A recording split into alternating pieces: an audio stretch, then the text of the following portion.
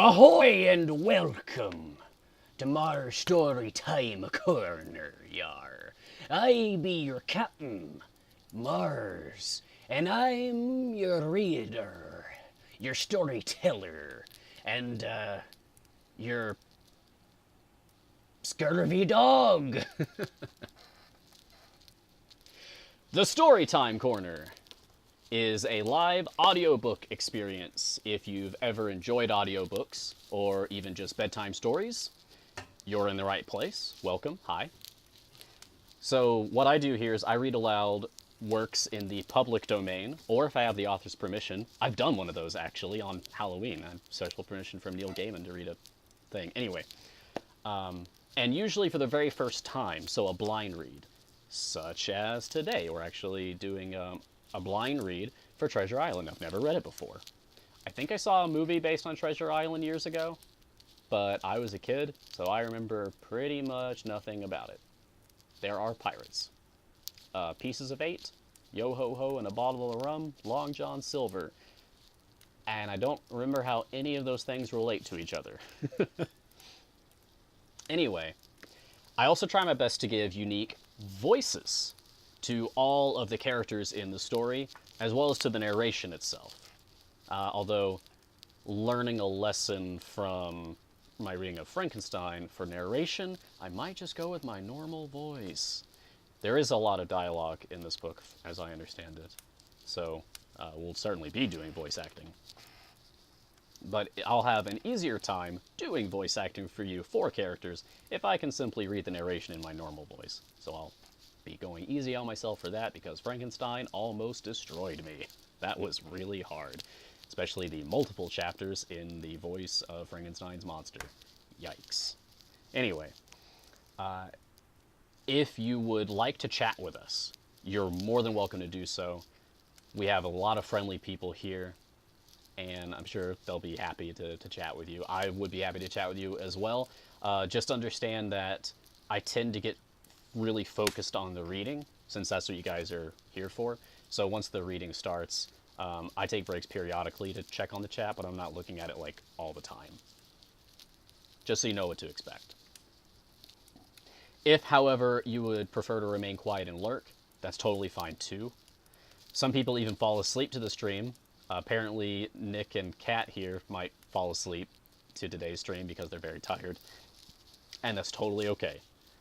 Totally okay. In fact, I consider that a huge compliment, if anything. So, please, if I can help you feel at rest, at ease, cozy, and at peace with yourself, then I feel like I'm doing good.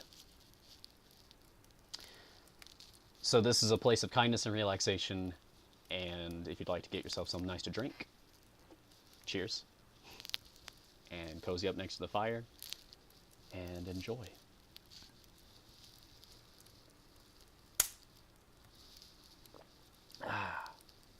As for myself, I have finished my tea. Anyone who's new here, this is my emote, by the way, my iconic mug. I love this thing. I've had it for years, and I use it literally every day. Let's talk about Treasure Island by Robert Louis Stevenson.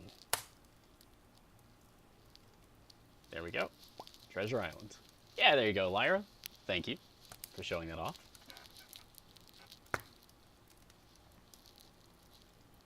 Oh, hey, before we get, like, really deep into this, fair warning, my computer crashed earlier today from being too hot. And I was just watching a Twitch stream. That's it. So, worst case scenario, that might happen again. And if that happens, that sucks, and I'm sorry. I need a new computer. Anyway. We'll do a makeup stream if that happens, so don't worry about it too much. Treasure Island is an adventure novel by Scottish author Robert Louis Stevenson, narrating a tale of buccaneers and buried gold. Its influence is enormous on popular perceptions of pirates, including such elements as treasure maps marked with an X, schooners, the Black Spot, tropical islands, and one-legged seamen bearing parrots on their shoulders. Treasure Island was originally considered a coming-of-age story and is noted for its atmosphere, characters, and action. It is one of the most frequently dramatized of all novels, originally serialized in the children's magazine Young Folks from 1881 through 1882 under the title Treasure Island, or The Mutiny of the Hispaniola, credited to the pseudonym of Captain George North. It was first published as a book on the 14th of November, 1883 by Cassell and Company. November! That's so cool, I didn't even know that. Ha! We picked a good one for this month, guys. Awesome. By the way, I'm just reading this off the Wikipedia article.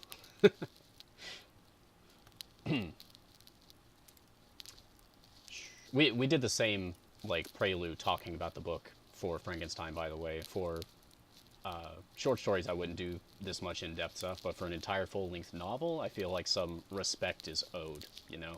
So, Stevenson conceived the idea of Treasure Island, originally titled The Sea Cook, A Story for Boys, from a map of an imaginary, romantic island idly drawn by Stevenson and his stepson, Lloyd Osborne, on a rainy day in Braemar, Scotland. Stevenson had just returned from his first day in America with memories of poverty, illness, and adventure, including his recent marriage, and a warm reconciliation between his parents had been established. Stevenson himself said in designing the idea of the story that it was to be a story for boys, no need of psychology or fine writing, and I had a boy at hand to be a touchstone. Women were excluded. Okay, sexist. And then I had an idea for Long John Silver, from which I promised myself funds of entertainment, to take an admired friend of mine, to deprive him of all his finer qualities and higher graces of temperament, and to leave him with nothing but his strength, his courage, his quickness, and his magnificent geniality, and to try to express these in terms of the culture of a raw tarpaulin. Wow. Completing 15 chapters in as many days, Stevenson was interrupted by illness, and after leaving Scotland, continued working on the first draft outside London. While there, his father provided additional impetus as the two discussed points of the tale, and Stevenson's father was the one who suggested the scene of Jim in the apple barrel, and the name of Walrus for Captain Flint's ship. Well, minor spoiler, I guess. Anyway, if you'd like to read more, go check out the Wikipedia article. I think that's enough for now. So I'm going to close that. And for anyone who might be interested in following along with the actual story itself as we get into it now. Nope, that's not what I wanted. Boop. There we go. Yeah. I have a little macro command to make Gutenbot do the story command. So if you follow this link right here, it will take you to the Project Gutenberg website, which is where I will be reading the story from. Now, up until now, I've been using actual physical books. But this past Halloween, I read from my computer, and it was actually more comfortable, and I was very surprised about that.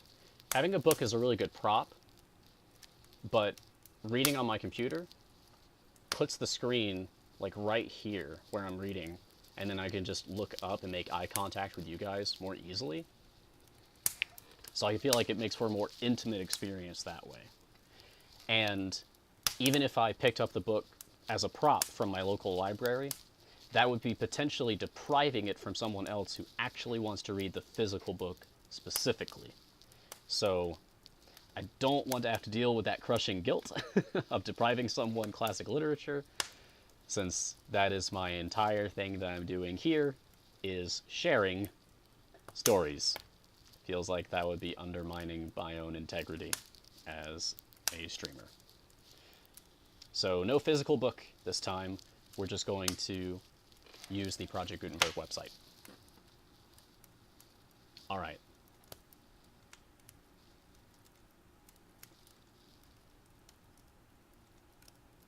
Oh, well. It would help if I actually opened up the story myself to read it.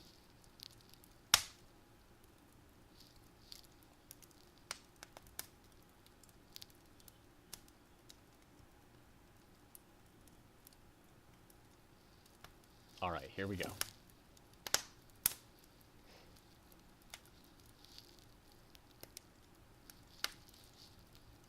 Are you excited? I'm excited.